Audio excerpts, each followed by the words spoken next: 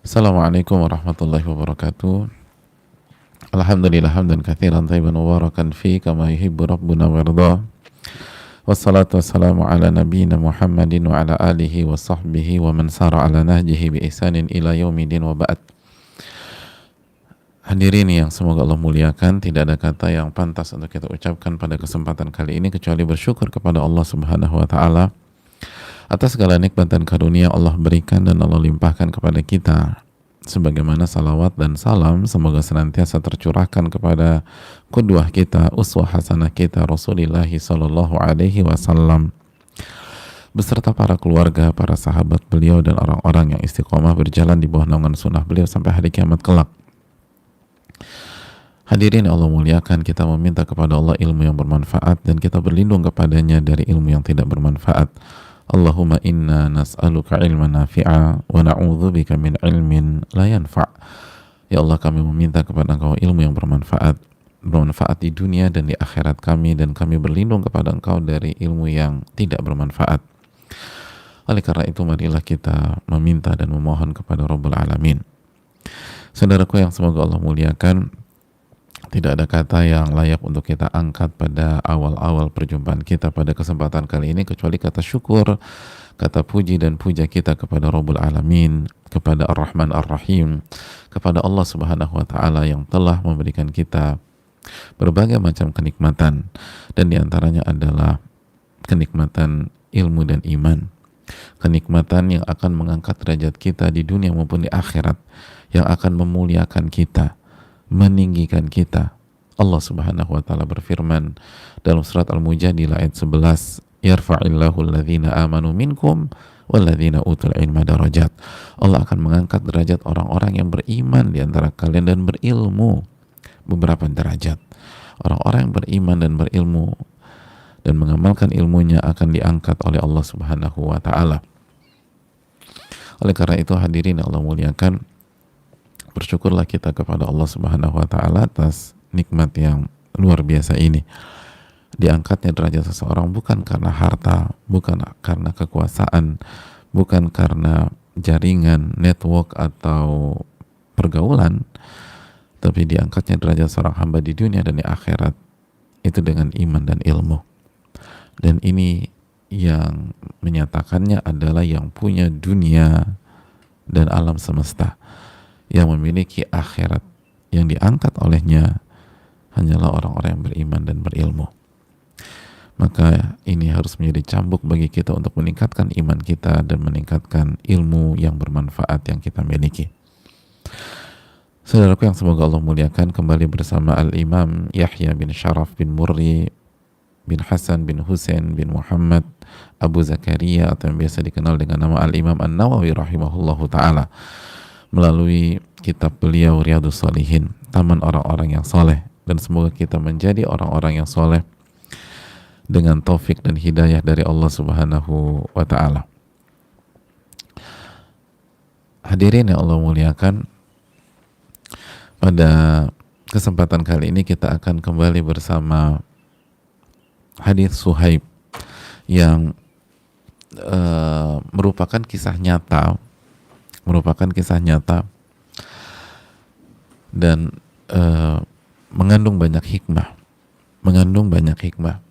Seorang anak muda yang diutus untuk belajar sihir dengan tukang sihir terbaik dan tersenior, lalu dengan taufik dan hidayah Allah justru anak muda ini berlabuh ke tempatnya ahli ibadah atau rahib dan diajarkan iman, diajarkan tauhid, diajarkan bagaimana beribadah kepada Allah Subhanahu wa taala, sehingga ia diberikan taufik oleh Allah memiliki kemampuan untuk mengobati dan mendoakan orang yang sedang sakit dan disembuhkan oleh Allah Subhanahu wa taala. Dan pada akhirnya sepak terjangnya tercium oleh sang raja, lalu ia dipanggil, disiksa, lalu akhirnya ia membuka mulut bahwa yang mengajarkan dia adalah rahib atau ahli ibadah tersebut, dan akhirnya ahli ibadah atau rahib itu kembali dicari oleh sang raja dan dipanggil lalu disiksa, dan kita tahu bersama bagaimana akhir dari kehidupan beliau. Beliau dibelah dengan sebuah gergaji sehingga tubuh beliau terbelah menjadi dua. Tapi itu tidak membuat beliau menanggalkan imannya, tidak membuat beliau membelah imannya, karena iman lebih berharga daripada tubuh beliau. Dan inilah pertolongan Allah Subhanahu wa taala ketika Allah menolong seorang hamba untuk tetap berada di atas imannya sampai akhir hayatnya, apapun ujian yang ia hadapi, sehingga dia mendapatkan husnul khatimah. Maka jangan sekali-kali kita berpikir bahwa pertolongan hanya secara duniawi, pertolongan hanya secara harta, secara benda, secara materi, secara kekuasaan, atau diselamatkan secara duniawi dari sebuah bencana. Karena diselamatkan secara duniawi dari sebuah bencana sejatinya hanya berpindah dari sebuah sebab kematian ke sebab kematian yang lain. Kalau Anda selamat dari sebuah kecelakaan di hari kemarin, maka Anda berpindah dari sebab kematian yang berikutnya. Dan tidak mungkin Anda selamat seumur hidup Anda, artinya tidak mengalami kematian. Semua kita akan wafat, kullu nafsin dha'iqatul maut, setiap jiwa akan merasakan kematian. Maka pertolongan yang sejati adalah pertolongan bagaimana mendapatkan kematian yang baik, kematian yang husnul khatimah, kematian yang diridhoi oleh Allah Subhanahu wa taala, kematian yang di atas iman dan ketakwaan kepada Rabbul Alamin. Dan itulah yang didapat oleh sang rahib atau ahli ibadah. Maka tidak ada kata menyesal, tidak menyalahkan muridnya yang terucap padahal sudah diwanti-wanti, kalau Anda diuji jangan pernah menyebut nama saya. Tapi qadarullah ma syafa'al, apa yang Allah takdirkan itu yang terjadi, dan itu pasti yang terbaik. Wa asa an takrahu syai'an wa huwa khairul lakum, bisa jadi yang kalian nggak suka itu yang terbaik buat kalian, sebagaimana yang Allah firmankan dalam surat Al-Baqarah 216, wallahu ya'lamu antum la ta'lamun, Allah yang maha tahu dan kalian nggak tahu apa-apa. Allah yang maha tahu dan kalian tidak tahu apa-apa. Terucapnya nama beliau dari lisan muridnya sendiri, justru itu yang membuat beliau mendapatkan husnul khatimah.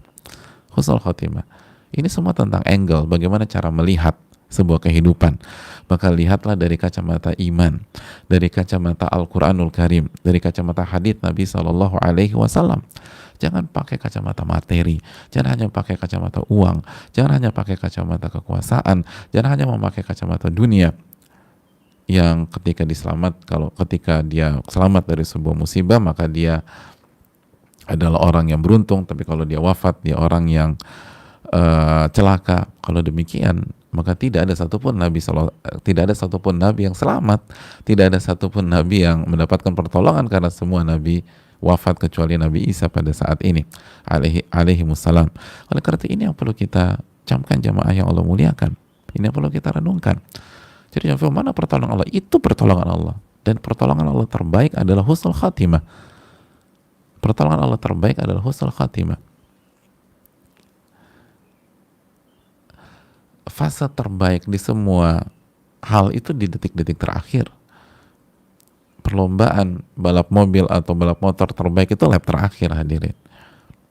Pertandingan sepak bola itu paling seru itu di 80 sampai 90 menit.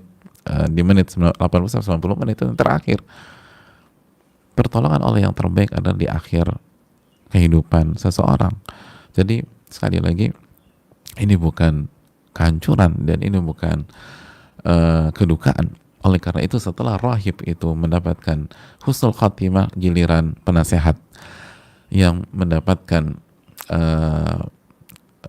kesembuhan dari Allah Subhanahu wa taala, tapi justru sembuhnya ia dari Allah membuat penasehat ini disiksa dan akhirnya kembali dibelah oleh sebuah gergaji.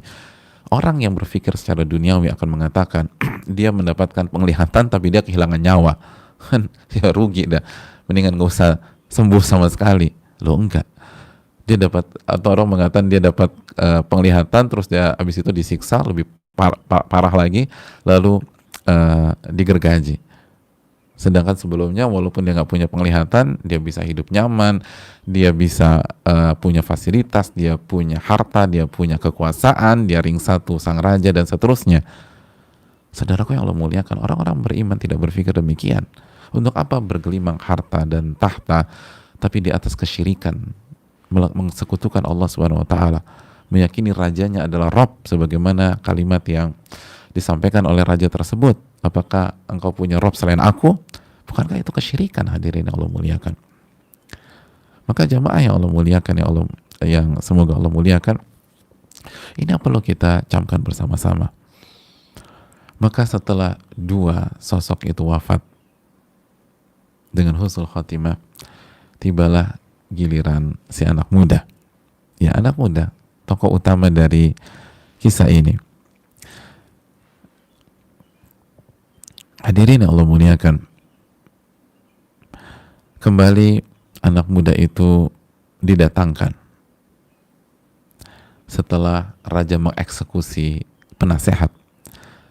Kata sang raja, irji an dinik, kembalilah ke agamamu yang dulu. Kau udah lihat gurumu wafat, ini penasehat aku wafat, gurumu mati, penasehatku mati. Kalau kamu tidak kembali, maka kamu akan bernasib seperti mereka. Dan itulah pola pikir orang yang gak beriman, pola pikir orang yang tidak beriman. Dia berpikir bahwa kehancuran atau klimaks dari sebuah kehancuran adalah kematian.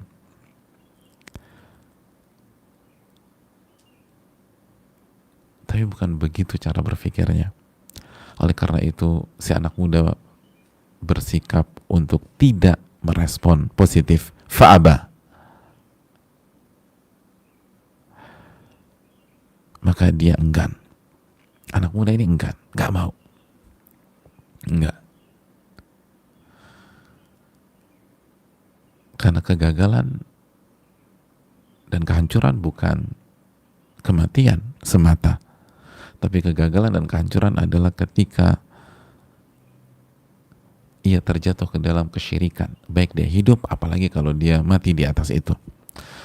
Dan keberhasilan adalah mempertahankan keimanan sampai titik darah penghabisan.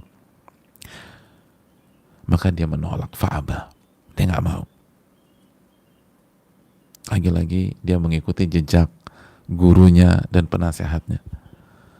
Dan ini yang harus kita renungkan, hadirin sekalian. Ini taruhan sudah nyawa, sedangkan kita nggak diuji sebagaimana orang-orang terdahulu diuji oleh Allah Subhanahu Wa Taala. Kita banyak mendapatkan kenikmatan dari Allah. Mungkin banyak di antara kita sedang kesulitan materi pada hari ini. Dan bukan hanya mungkin, bisa dipastikan banyak walaupun kita tidak tahu. Dan di antara kita. Tapi kita tidak disiksa seperti hadis ini. Tidak berhadapan dengan gergaji. Tidak diancam seperti anak muda ini. Maka apa alasan kita untuk tidak tegar di atas keimanan? Apa argumentasi kita di hadapan Allah Subhanahu Wa Taala untuk tidak bertahan di atas ketakwaan?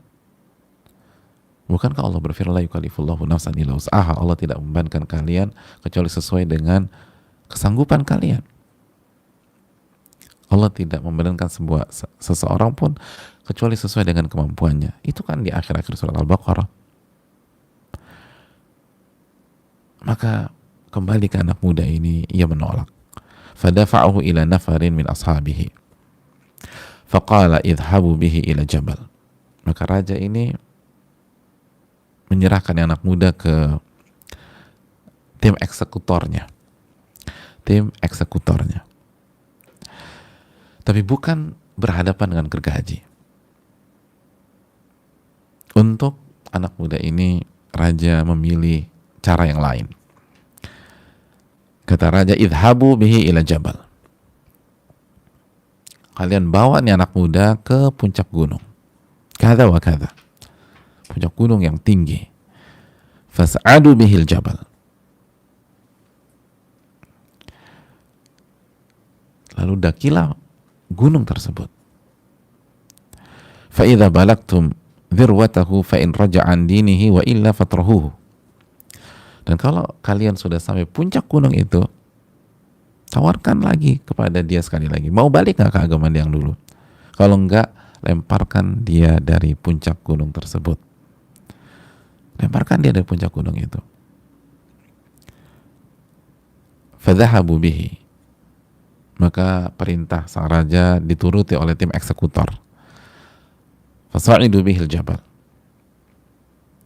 Maka mereka menaiki gunung tersebut. Mereka mendaki gunung itu. Hadirin Allah muliakan. Setelah mereka mendaki, anak muda ini pun berdoa, Allahumma ikfinihim bima syi'ta. Anak muda ini pun berdoa, ya Allah, tolong lindungilah aku dari mereka ini dengan cara yang engkau pilih dan cara yang engkau inginkan. Terserah caranya gimana. Yang penting tolong lindungi aku. Dengan cara yang engkau inginkan atau dengan cara yang engkau pilih, dengan cara yang engkau kehendaki. Intinya caranya terserah, yang penting tolong lindungi aku. Hadirin Allah muliakan.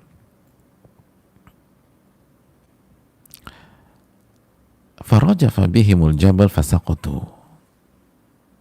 Apa yang terjadi? Subhanallah. Itu gunung bergoncang, mungkin gempa gitu.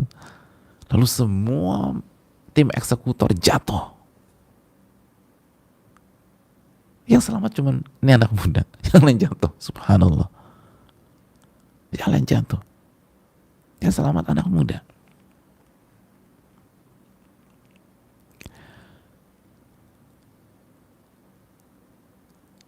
Karena kan permintaannya dengan cara yang kau inginkan, terserah gimana caranya. Caranya seperti itu. Semuanya jatuh kecuali ini anak muda. Tapi ini bukan bagian teranehnya. Bagian teranehnya berikutnya. Wajah yamshi ilal malik. Lalu ini anak muda balik ke si raja sendirian, cukup gitu. Ini nggak ada di skrip manapun dalam film action kan hadirin. Mana ada naskah skenario begini? Orang mah kabur. Atau dia akan ini terus dia akan ini balik lagi ke raja. Subhanallah. Anak muda ini balik lagi ke raja sendirian. Balik lagi ke raja sendirian. Dan sampai di hadapan raja sendirian, gak ada siapa-siapa. Faqala lahul malik ma fu'ila bi ashabik. Itu raja bingung, ya Allah. Ini anak muda nih. Kok dia bisa datang? Terus nanya, itu yang lain kemana? Masya Allah. Ma fu'ila bi ashabik. Apa yang terjadi dengan tim eksekutor yang berangkat sama kamu itu? Bayangin gimana nggak bingung nih raja. Kalau ada orang di posisi itu raja, ya Allah, ini anak muda siapa sih? Dan apa maunya? Kenapa nggak kabur? Kenapa nggak melarikan diri? Menggalang kekuatan, mendekati para oposisi-oposisi. Ini lalu jadi pemberontak misalnya. Enggak, balik lagi ke raja. Raja tanya, apa yang terjadi dengan tim eksekutor yang pergi sama kamu? Faqala kafanihimullahu ta'ala. Subhanallah. Allah menjagaku dari mereka. Lihat bagaimana iman, bagaimana tauhid,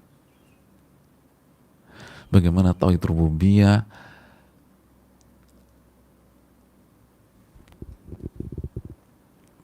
bersama tauhid asma wa sifat berkumpul menjadi satu dalam diri anak muda tersebut, yang melahirkan penghambaan, peribadatan yang begitu luar biasa, yang melahirkan uluhiyah atau peribadatan.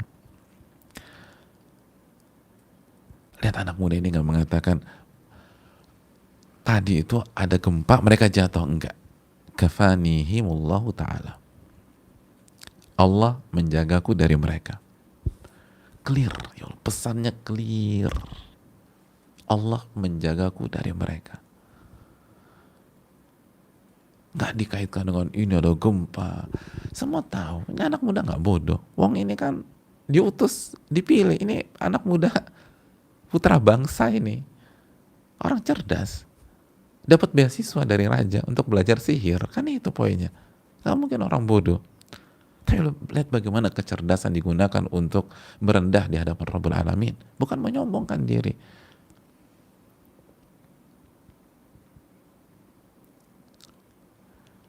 Nggak mengatakan ada gempa sekian skala Richter dan seterusnya. Walaupun itu bisa aja, tapi pesan harus jelas, pesan harus clear. Ini adalah pertolongan Allah Subhanahu wa taala. Ini adalah perlindungan dari Allah Subhanahu wa taala. Kafanihimullahu taala. Allah Subhanahu wa taala melindungiku dari mereka. Hadirin Allah muliakan. Coba kita renungkan. Apakah kita punya pesan seperti ini dalam hidup kita? Bisa jadi tidak datangnya pertolongan Allah pada kehidupan kita karena kita lupa dengan pesan ini. Kita lupa dengan iman seperti ini. Kita mengandalkan diri kita. Kalau kita ditolong, yang kita ucapkan pertama kali makhluk yang secara kasat mata dia menolong kita, padahal bukan dia. Itu Allah yang menolong. Bukan gempa yang menolong nih anak muda. Anak muda kebetulan ada gempa tadi. Enggak ada kebetulan. Ini Allah yang nolong. Allah yang menolong. Allah yang melindungi. Coba bangun iman seperti ini dalam diri kita. Insya Allah akan lindungi kita. Kan kita udah bahas ayatnya. Wala mubaddila li kalimatillah.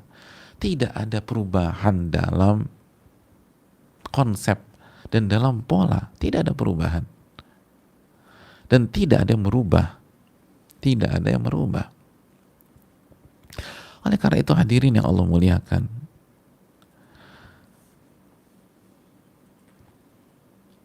tanamkan bahwa yang menolong kita adalah Allah Subhanahu wa taala.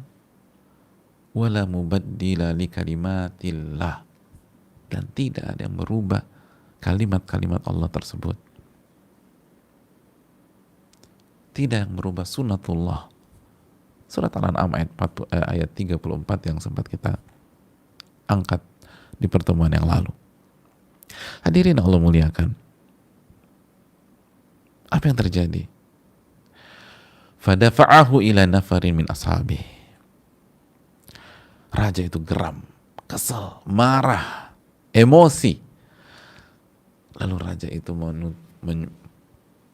menyerahkan anak muda ke tim eksekutornya yang lain. Gak jerah nih raja. Dicoba lagi. Faqala idhabu bihi fahmiluhu fi qurqur wa tawassatu bihil bahr. Bawa nih anak muda menaiki sebuah kapal dan bawa ke tengah laut. Bawa ke tengah laut. Fa in raja'a an dinihi wa illa faqdhifuh. Sampai di sana tawarkan sekali lagi. Mau kembali nggak ke agama dia yang dulu? Kalau nggak, lemparkan dia ke tengah lautan. Lemparkan dia ke tengah lautan. Hadirin yang Allah muliakan. Maka perintah itu pun dijalankan oleh tim eksekutor. Fadhahabu bihi. Maka dibawanya anak muda. Mereka naik ke sebuah kapal, terus berangkat ke tengah laut. Maka lagi-lagi anak muda ini berdoa, Allahumma kfinihim bima syi'ta. Ya Allah, lindungilah aku dengan cara yang Engkau inginkan. Dengan cara yang Engkau kehendaki. Terserah caranya gimana. Yang penting lindungi aku.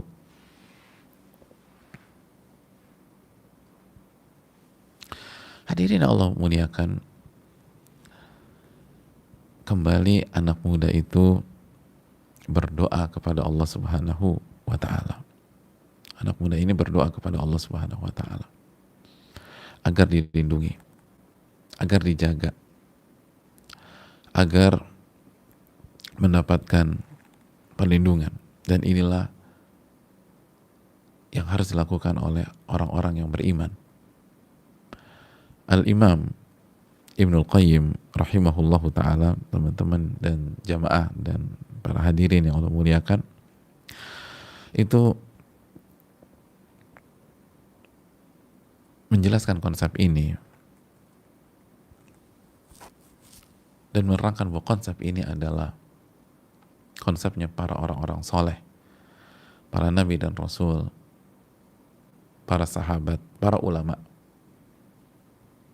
Mereka selalu meminta perlindungan dan pertolongan kepada Allah Subhanahu wa ta'ala.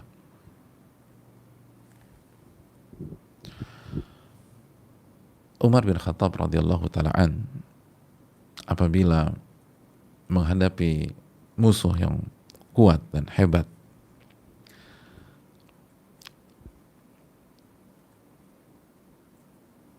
dan pada saat itu beliau pun memiliki pasukan yang luar biasa, beliau berkata kepada pasukannya, lastum tunsuruna bikathrah. Apa yang disampaikan oleh Umar bin Khattab radhiyallahu ta'ala an? Kata Umar bin Khattab radhiyallahu ta'ala anhu, kalian tidak ditolong karena banyaknya pasukan kalian. Kalian tidak ditolong karena banyaknya jumlah kalian atau kuatnya persenjataan kalian. Wa innama tunsuruna minas sama', melainkan kalian itu ditolong dari atas langit. Jadi kalian ditolong bukan yang ada di hadapan kalian, bukan. Kalian ditolong oleh Allah yang ada di atas langit. Kemenangan kita jamaah, pertolongan kita, keselamatan kita itu berasal dari atas langit. Bukan dari dalam kepala kita yang bernama otak misalnya. Bukan dari kecerdasan, bukan dari pengalaman. Bukan yang berada di safety box di sebuah bank. Bukan yang berada di dalam brankas kita. Bukan dari sertifikat-sertifikat atau surat-surat berharga yang kita punya. Pertolongan itu dari atas langit, kata Umar bin Khattab radhiyallahu ta'ala. Itu iman dan akidah seorang muslim. Allah yang tolong dia. Dan Umar sampaikan ketika kekuatan pasukannya sedang kuat, sedang hebat, sehingga orang tidak tertipu dengan kekuatannya. Kalau kita lagi lemah, mungkin lebih mudah kita meyakini konsep ini. Ketika kita nggak punya apa-apa, mungkin lebih mudah kita memahami bahwa yang nolong kita adalah Allah Subhanahu Wa Taala. Pada saat kita lagi sendirian, handphone mati karena nggak ada baterai atau nggak ada koneksi, nggak ada 4G, nggak ada 3G, nggak ada 2 atau 1G dan seterusnya. Lalu nggak ada siapa-siapa, nggak punya uang, nggak punya fulus, teman-teman nggak ada yang bisa dihubungi, kita terdampar di tengah hutan, lalu kita ditolong. Orang akan mudah mengatakan, saya ditolong oleh Allah yang ada di atas langit. Tapi ketika semua ada di hadapan, ada uang, ada kekuasaan, ada jaringan, ada teman-teman, ada orang-orang kuat yang ada di sekeliling kita, ada pengikut, itu nggak mudah memahami bahwa kemenangan itu berasal dari atas langit. Makanya Umar wanti-wanti, kalian tuh ditolong bukan karena banyaknya pasukan kalian, kan ditolong itu dari atas langit. Mau banyak, kalau nggak ditolong dari atas langit juga percuma jemaah. Oleh karena itu yang dilakukan oleh orang-orang terbaik, para wali-wali Allah Subhanahu Wa Taala dan para nabi dan rasul tentu saja. Hadirin Allah muliakan, maka itulah doa yang diangkat kembali oleh anak muda itu. Apa yang terjadi di tengah lautan? Fankafa'at bihi musafina faghariqu. Itu tiba Kapal terbalik jamaah. Mungkin ada ombak atau apapun. Ada balik, kapal terbalik. Dan semua tenggelam. Semua tenggelam. Semua tim eksekutor, nakoda, awak kapal tenggelam. Kecuali ini anak muda. Subhanallah. Kecuali ini anak muda. Yang lain tenggelam udah. Kejadian lagi jamaah. Semua habis, tenggelam. Yang selamat cuma anak muda. Dan lagi-lagi ini bukan bagian teranehnya. Bagian teranehnya dia datang lagi ke rajanya. Subhanallah. Bukannya nyari pulau kosong gitu ya, terus tinggal di sana senang-senang minum es kelapa muda sambil duduk-duduk berjemur di pantai. Dibalik lagi ke sang raja. Subhanallah. Wajah ayam syi'ilal malik. Didatangi lagi tuh raja.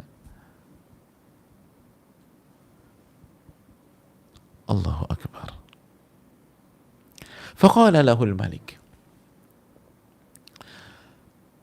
Maka raja pun nanya sama dia, bingung nih raja, ya Allah, kok bisa begini? Mafu'ila bi ashabi. Apa yang terjadi dengan tim eksekutorku yang bersama kamu itu, wahai anak muda? Faqala kafanihimullahu ta'ala. Lagi-lagi prinsip gak berubah dan gak terpancing. Orang mungkin mudah bertauhid kepada Allah ketika lagi susah, tapi pas lagi tinggi, lagi sukses, lagi berhasil, lagi juara, lupa dia itu sama Allah. Ini anak muda enggak? Kata anak muda ini, Allah melindungi aku dari mereka. Allah melindungi aku dari mereka.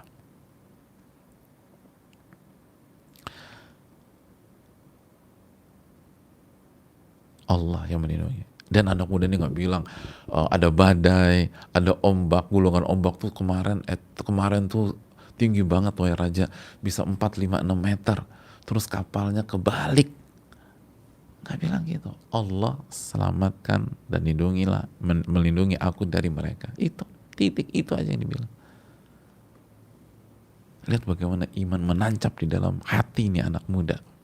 Allah yang selamatkan. Allah Subhanahu wa taala yang menyelamatkan. Subhanallah. Saudaraku yang semoga Allah muliakan.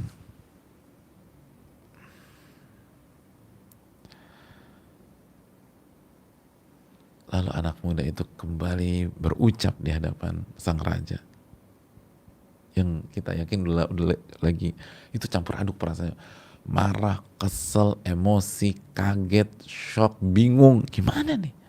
Udah 2 kali gagal terus. Soalnya anak muda bilang di tengah kegalauan si raja. Faqala lil malik. Berkatalah nih anak muda kepada sang raja. Innaka lasta biqatili. Engkau tidak akan bisa membunuhku. Hatta taf'ala ma'amuruka bi. Sampai engkau ikuti apa yang aku arahkan kepadamu. Engkau nggak akan bisa menghabisi aku sampai engkau lakukan apa yang aku perintahkan padamu. Sampai engkau lakukan apa yang aku perintahkan, apa yang aku arahkan kepadamu. Masya Allah nih hadirin.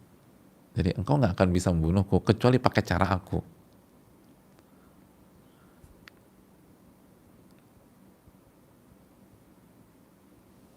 Sangat menarik jamaah sekalian. Kecuali pakai cara aku.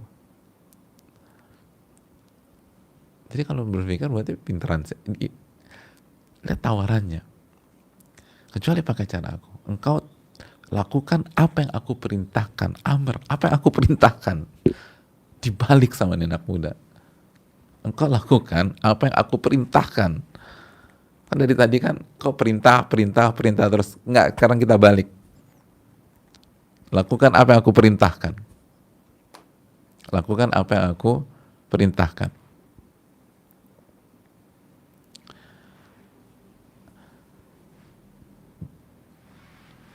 Jadi jalannya pertandingan itu dirubah Peta kompetisi itu dirubah sama nih anak muda.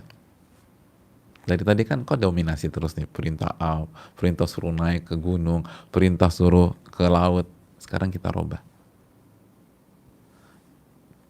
Lakukan apa yang aku perintahkan.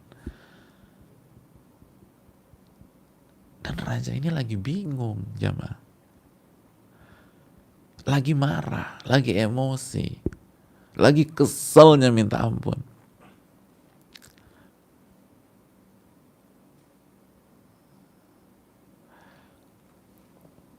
Maka raja itu bertanya kepada anak muda, mahu,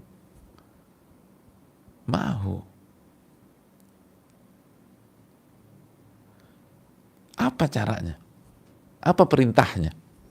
Gimana caranya?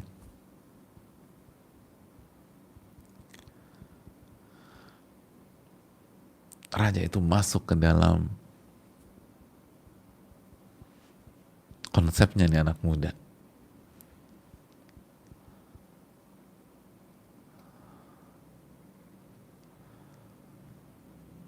Hadirin yang Allah muliakan.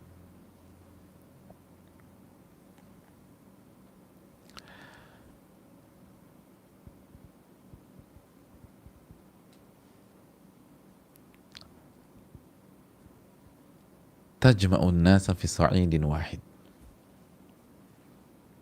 Gini caranya. Tuh raja dengerin gitu ya. Kalau dalam bidang olahraga jamaah, itu kalau musuh kita bermain udah ngikutin pola, alur, dan cara kita bermain, itu awal dari kemenangan. Insya Allah gitu. Karena kita mau dominasi. Caranya gini, tajma'un nas fi sa'idin wahid.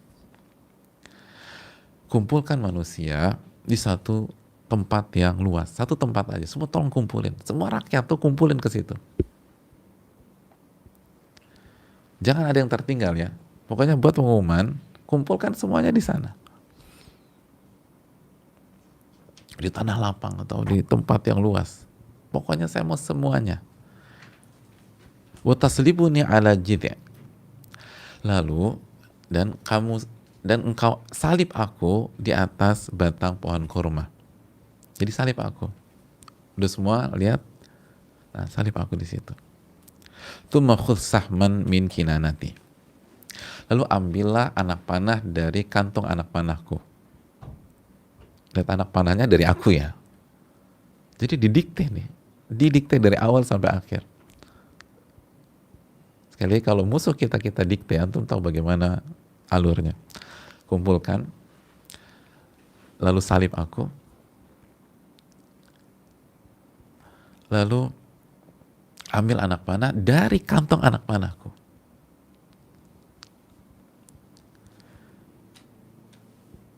Thumma dha'is sahma fi kabilil qaus. Udah diambil tuh dari kantong anak panahku, lalu letakkan di tengah busur.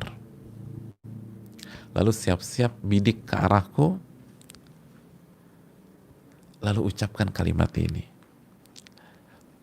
Qul bismillahi rabbil gulam. Dengan menyebut nama Allah, Rabbnya anak muda ini.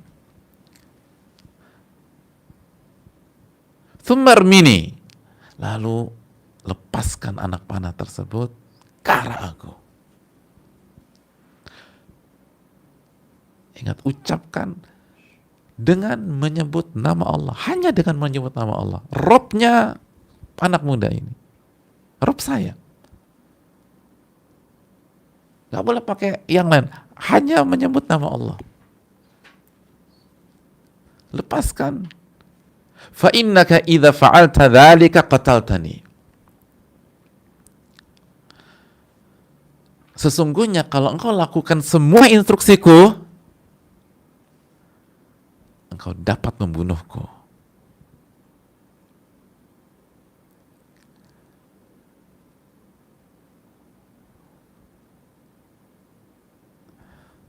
Hadirin,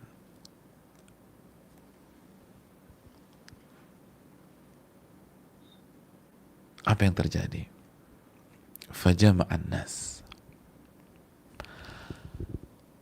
Maka raja itu, raja yang sedang penuh dengan amarah, emosi, bingung, kesel, galau, mengikuti instruksi dan perintah tuh anak muda. Fajama'an nas fi sa'idin wahid. Akhirnya buat pengumuman, kumpulkan seluruh rakyatku di sebuah tempat. Ditentukan spotnya. Wa salabahu ala jidha. Oke, salib dia di batang pohon korma. Itu disalib tuh anak mudanya. Tsumma akhadha sahman min kinanatihi. Oke, ambil anak panah dari kantong anak panahnya.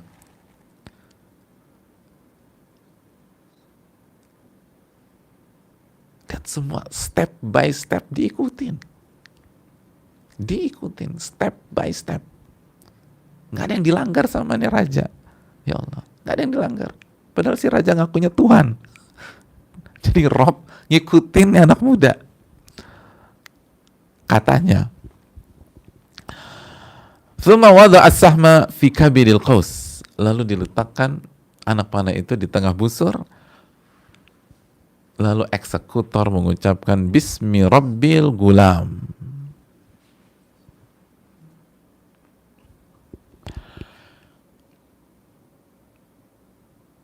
Dengan menyebut nama Robnya anak muda tersebut. Dengan menyebut nama Allah, Robnya anak muda tersebut. Hanya dengan menyebut nama Allah, Robnya anak muda ini. Thumma romahu. Lalu dilepaskanlah anak panah tersebut. Maka anak panah itu meluncur ke arah anak muda. Fisudghi. Lalu menancap di pelipisnya. Lalu si anak muda sempat menyentuhkan tangannya ke pelipis dan dia wafat. Dia wafat. Dia wafat.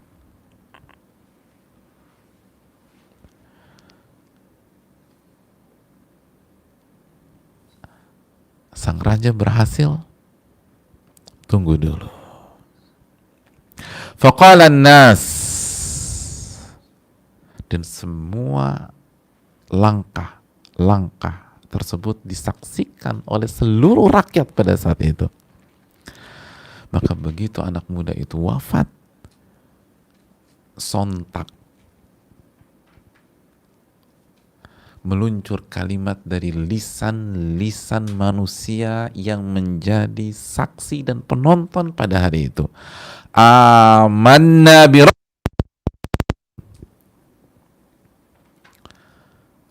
kami beriman dengan Rabbnya tuh anak muda. Subhanallah, kondisi berbalik.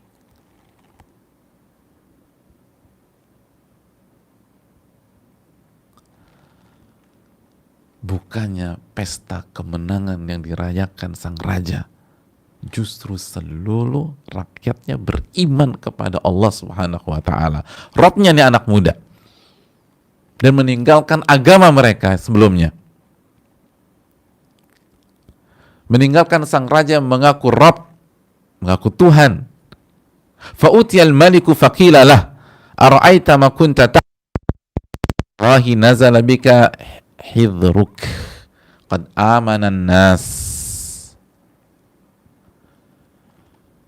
Maka disampaikan kepada sang raja, wahai raja, tahukah engkau apa yang engkau takutkan selama ini? Demi Allah, yang engkau takutkan selama ini kejadian seluruh manusia beriman. Seluruh manusia beriman. Subhanallah. Bukan pesta kemenangan yang dirayakan sang raja, tapi seluruh yang dia bangun selama ini hancur sehancur-hancurnya. Manusia melihat dengan jelas bagaimana Robnya nih anak muda lebih perkasa, lebih kuat, lebih hebat daripada Rob yang mereka yakini selama ini, yaitu si raja.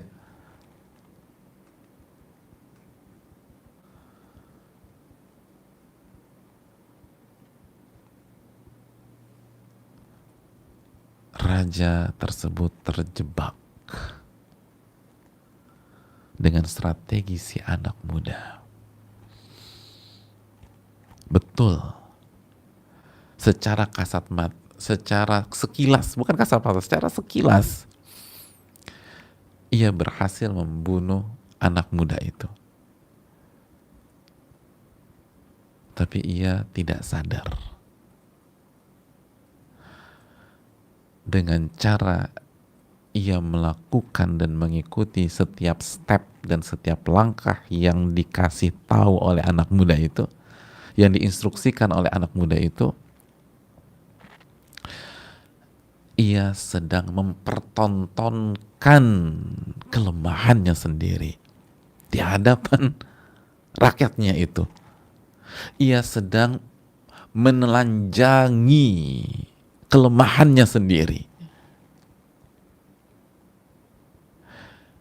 Ia sama saja memberikan sebuah pengumuman kepada semua orang bahwa saya gagal membunuh nih anak muda dengan kehebatan dan kekuasaan saya. Yang bisa mencabut nyawa nih anak muda hanya Robnya, yaitu Allah Subhanahu wa Ta'ala. Sehingga saya bukanlah Rob yang selama ini saya klaim, yang saya doktrin kepada Rob nggak mungkin gagal mencabut nyawa.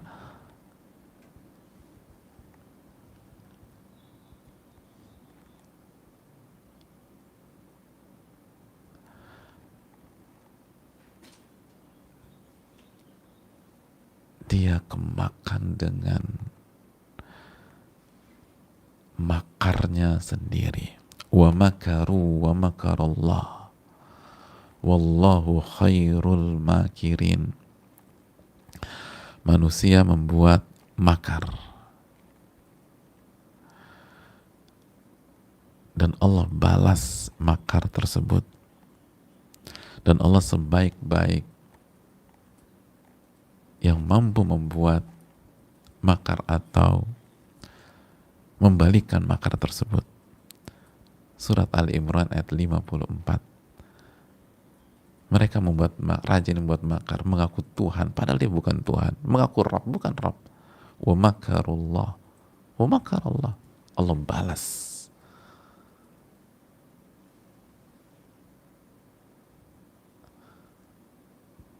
Dia memperlihatkan dan menelanjangi dirinya sendiri di hadapan seluruh pengikutnya. Itu sangat menyakitkan. Itu sangat menghancurkan. Tanpa dia sadari, dia didikte. Tidak ada Rob yang didikte, jamaah. Rob tuh ngatur, bukan didikte. Rob disuruh. Masa Rob disuruh? Nggak mungkin ada Rob disuruh. Ada Rob diperintah-perintah mau. Ini dia diperintah-perintah mau. Semua orang lihat ini bukan Rob. Makanya tanpa ada skenario, langsung amanna birabbil gulam. Kami beriman dengan Robnya anak muda ini. Subhanallah.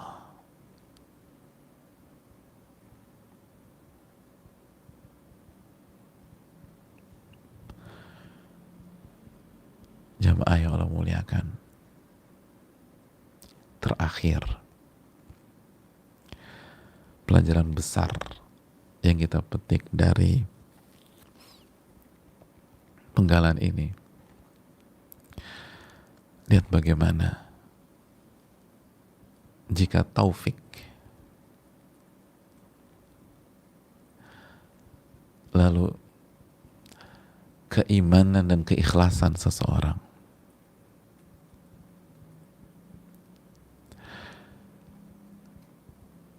bersanding dengan keberanian dan jiwa berani, jiwa berkorban yang luar biasa,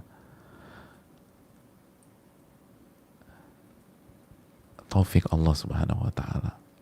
Lalu iman, keyakinan dan keikhlasan. Gak ada kepentingan. Lalu punya nyali besar untuk berkorban. Maka Allah Subhanahu wa taala akan memberikan apa yang kita cita-citakan. Anak muda ini lihat betapa berimannya. Dan ikhlas, gak ada kepentingan sama sekali. Dan dua hal ini melahirkan keberanian yang luar biasa. Anak muda ini mengorbankan dirinya sendiri demi mendakwahkan iman, mendakwahkan tauhid, agar orang-orang itu ngerti dan mau beriman kepada Allah, walaupun yang dikorbankan adalah diri beliau sendiri.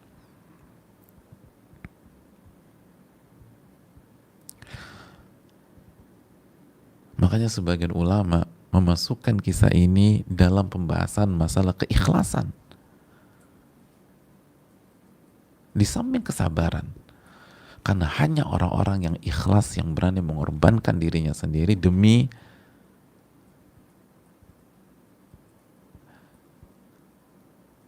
saudara-saudaranya beriman kepada Allah. Ini udah bukan mengorbankan hartanya lagi.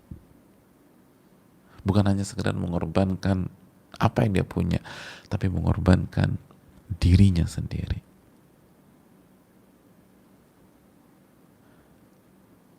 Dan itu yang dibangun anak muda dari awal. Selamat balik lagi, selamat balik lagi. Lalu cerita, engkau gak akan bisa bunuh aku, kecuali caranya begini.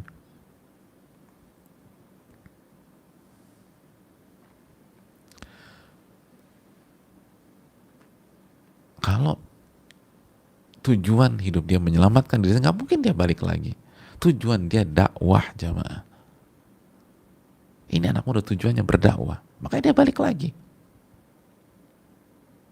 Selamat balik lagi, karena tujuannya dakwah, bukan memperkaya diri, bukan menyelamatkan diri. Tujuannya dakwah ilallah. Lalu semua digunakan. Dan yang pertama taufik dari Allah. Lalu iman, keikhlasannya.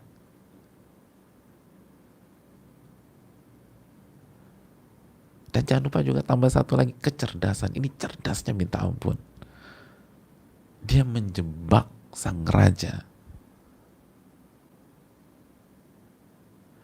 Tapi kalau cerdas, tanpa ada keberanian berkorban, gak akan indah ini skenario.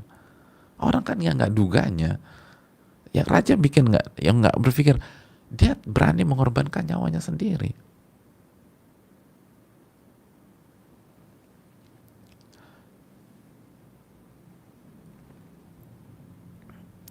Apa yang dikatakan para ulama tentang kisah seperti ini? Kata Al-Imam Ahmad bin Abdul Halim, beliau mengatakan, ini adalah keberuntungan dan kesuksesan.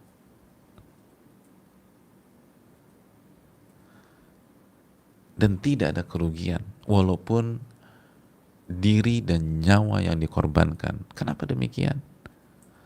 Karena diri dan nyawa pasti akan mati. Tinggal nunggu waktu aja.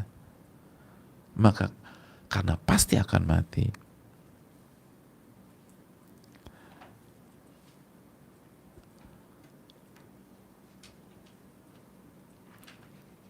maka berjuanglah untuk kematian yang indah dan diridhoi oleh Allah. Itu yang disitir dari ucapan beliau. Gak ada kehilangan, karena sekali lagi ini cuma berpindah dari sebab kematian satu ke sebab kematian lain. Maka berjuanglah untuk agama Allah Subhanahu Wa Taala, untuk iman kita, bukan untuk Allah karena Allah butuh pertolongan, enggak, untuk iman kita, untuk akidah kita, untuk kebahagiaan kita.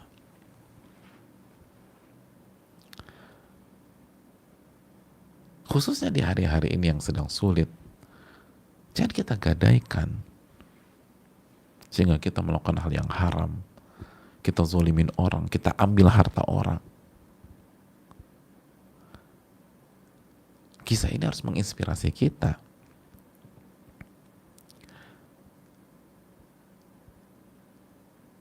Orang-orang besar itu sudah berpikir bagaimana melakukan pengorbanan untuk menyelamatkan orang.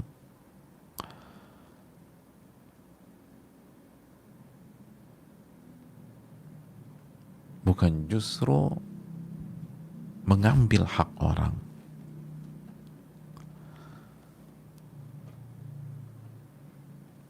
Intasdukillaha yasdukka. Jika Anda jujur kepada Allah, Allah akan wujudkan cita-cita Anda. Dan anak muda ini telah jujur kepada Allah. Dan Allah wujudkan cita-cita dia. Seluruh rakyat beriman kepada Allah.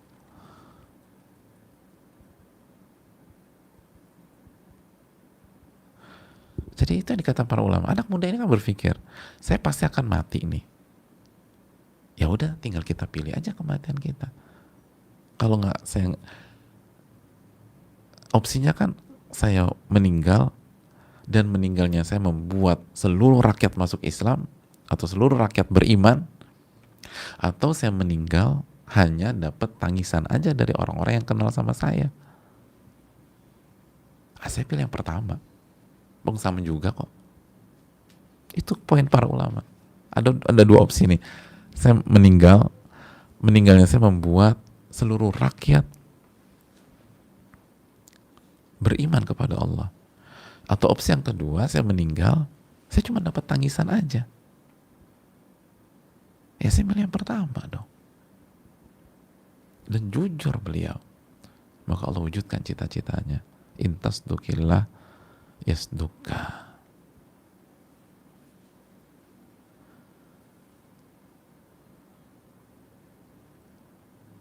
Saudaraku yang semoga Allah muliakan. Tapi kisah ini belum selesai. Berimannya rakyat tersebut membakar api emosi dalam diri sang raja. Itu seperti menyiramkan minyak tanah dan bensin ke api amarah yang sedang bergejolak dalam diri raja tersebut.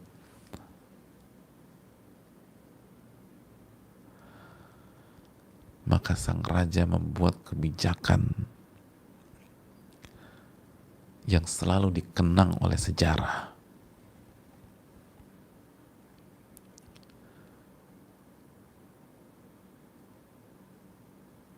Apa kebijakan tersebut? Insya Allah kita akan bahas di pertemuan yang akan datang. Wassalamualaikum warahmatullahi wabarakatuh. Kita cukupkan. Semoga bermanfaat. Subhanakallahumma wa bihamdika, la ilaha illa anta, astaghfiruka wa atubu ilaik. Assalamualaikum warahmatullahi wabarakatuh.